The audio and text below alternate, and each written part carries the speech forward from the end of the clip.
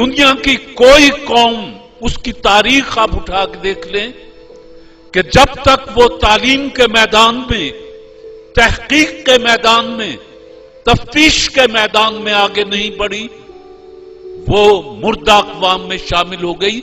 और जब मैं लफ्ज मुर्दा अक़वाम कहता हूं तो इसका मतलब ये नहीं होता कि उनके सांस की आमद और शुद्ध रुक जाती है, नहीं, वो इसी तरह के बंदे होते हैं, लेकिन वो चलते फिरते जनाजे, मुतहर्रक लाशें रह जाती हैं और वो गुलाम बन जाती हैं, चाहे माशी तौर पर चाहे वैसे।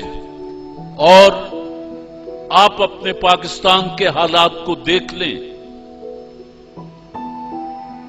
इमरानियात के तालिब इल्म ये कहते हैं कि अगर किसी मुल्क को देखना हो कि वो कितना खुशकिस्मत है, तो 4 चीजें देखो कि क्या उस मुल्क के पास हैं। पहली बात यह है कि क्या उस मुल्क के पास समंदर है। अल्लाह के फजल करम से पाकिस्तान के पास 1500 किलोमीटर से ज्यादा समंदर है। यह हमारा गवादर, यह जिवानी, यह बलोचिस्तान, यह कराची, यह बिन कासम, यह सारी बंदरगाहें हमारे पास समंदर है।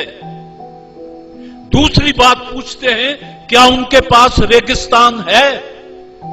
हमारे पास थल है, थर पारकर है, चोलिस्तान है। फिर पूछते हैं, क्या उसके पास पहाड़ हैं। दुनिया की 8 खूबसूरत तरीन चोटियों में से 6 चोटियां पाकिस्तान के पास हैं। फिर पूछते हैं, क्या उसके पास मैदान है। पाकिस्तान का 40% रकबा मैदानों पर मुहित है। रब्बे जलील ने आपको देते हुए कोई कसर नहीं छोड़ी, लेकिन आपने इसको बर्बाद करने में भी कोई कसर नहीं छोड़ी। इस वक्त दुनिया में मुसलमानों की तादाद 1 अरब और 50 करोड़ के करीब है। गोया दुनिया का हर 5वां या 6ठा आदमी मुसलमान है। और इसके मुकाबले में यहूदी जो हैं वो चंद करोड़ हैं, 2 या 3 करोड़ हैं। अमेरिका में है, अफ्रीका में है, यूरोप में है, पाकिस्तान में है, या इधर उधर इसराइल में है। हम 1 करोड़, 1 अरब 50 करोड़, वो 5 करोड़। और पिछले 100 साल में 200 नोबेल प्राइज में से 180 प्राइज जो हैं वो यहूदियों के पास हैं। आपके पास सिर्फ 3 हैं। अब इसके बाद अगर रोने को जीना चाहे तो आदमी क्या करे कि एक तरफ 1 अरब 50 करोड़, वो 3 नोबेल प्राइज हासिल करते हैं। एक तरफ बहुत ही मार्जिन दे दूं 5 करोड़, वो 180 प्राइज हासिल करते हैं। मईशत उनके हाथ में। कार्ल मार्क्स कौन था? यहूदी था। ये जिसने पेंसिलिन बनाई कौन था? यहूदी था। दुनिया की इकोनॉमिक्स को इस वक्त यहूदी कंट्रोल कर रहे हैं। और मैं आपको एक बात बता दूं, ज़हन में रखिएगा कि आपके बच्चों का दूध तक ये मल्टीनेशनल कंपनियां उस पर कब्जा कर चुकी हैं। जिस दिन चाहेंगे आपके बच्चों को भूखा मार देंगे। सिर्फ दूध की बात कर रहा हूं। और पाकिस्तान दुनिया में दूध पैदा करने वाला 5वां मुल्क है, लेकिन आता सब कुछ उधर से ही है।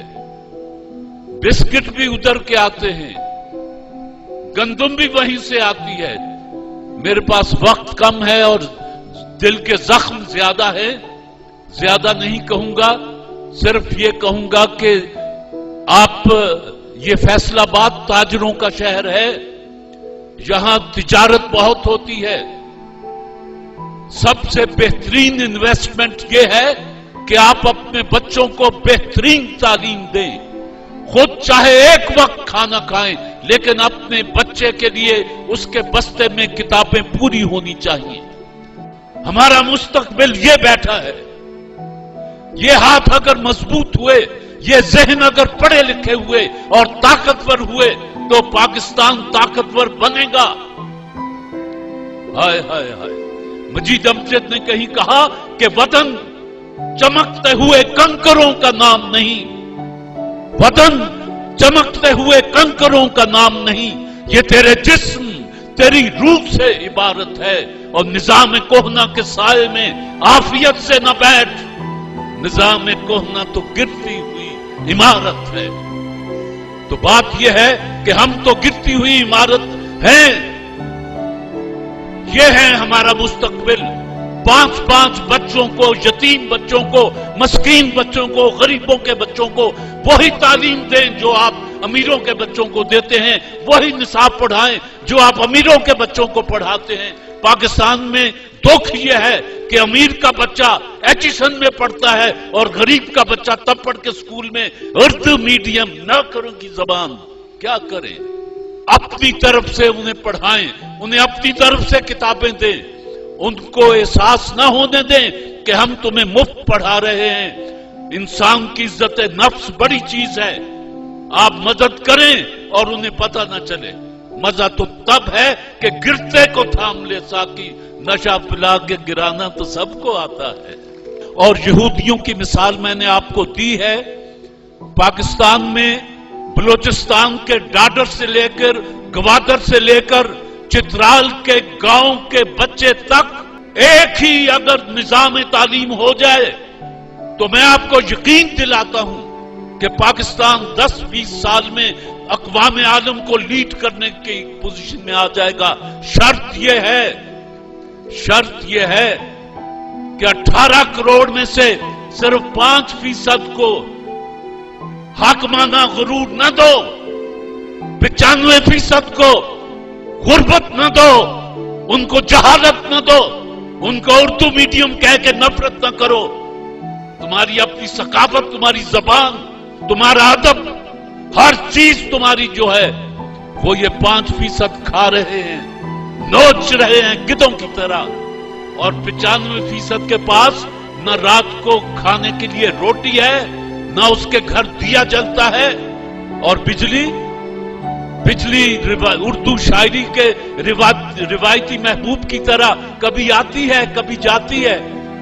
ہم بھی عادی ہو گئے ہیں. آؤندیے تے آئے بسم اللہ، جاندیے تے در وڈے مجھا. سیدھی بات ہے، کیا کریں؟ اور زراعتی ملک ہے، گندم باہر سے آتی ہے. زراعتی ملک ہے، چاول باہر سے آتا ہے. زراعتی ملک ہے، دودھ باہر سے آتا ہے. ذرا ماحول بوجھل سا ہو گیا ہے. میری طرح کا ایک بندہ تھا، اس کو تقریر کرنے کا بڑا شوق تھا. چاہے دوسرا مجمع جو ہے وہ ہوٹ کر رہا ہو، تالیاں بجا رہا ہو، وہ تقریر کیا جاتا تھا. اس بیچارے کی بیوی بھی ہوتی تھی، وہ سامنے بیٹھی ہوتی تھی، وہ بڑی بور ہوتی تھی. وہ کہتی تھی تو عجیب بیوقوف آدمی ہے، لوگ تجھے ہوٹ کرتے ہیں اور تو اچھل اچھل کے تقریریں کرتا رہتا ہے.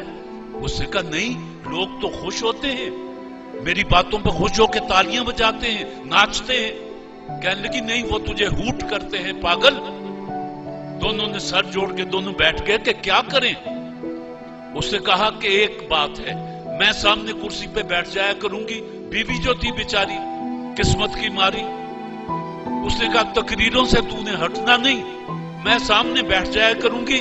جب تو پٹڑی سے اترنے لگے گا میں یوں کر کے فلائنگ کس کر دیا کروں گی، تو سمجھ لینا کہ تو پٹڑی سے اتر گیا ہے، تقریر بند کر دینا.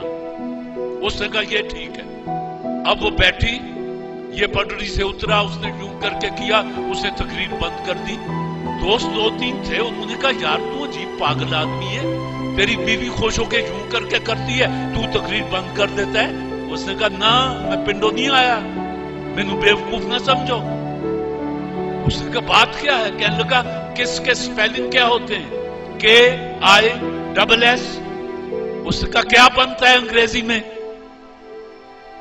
Keep it short, stupid.